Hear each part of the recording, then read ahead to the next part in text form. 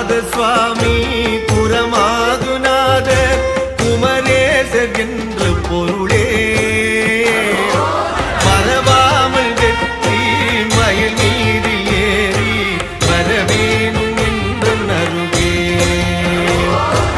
உதிரந்திரண்டு பணியீரல் உண்டு உருவாசல் தேடி வரமுன்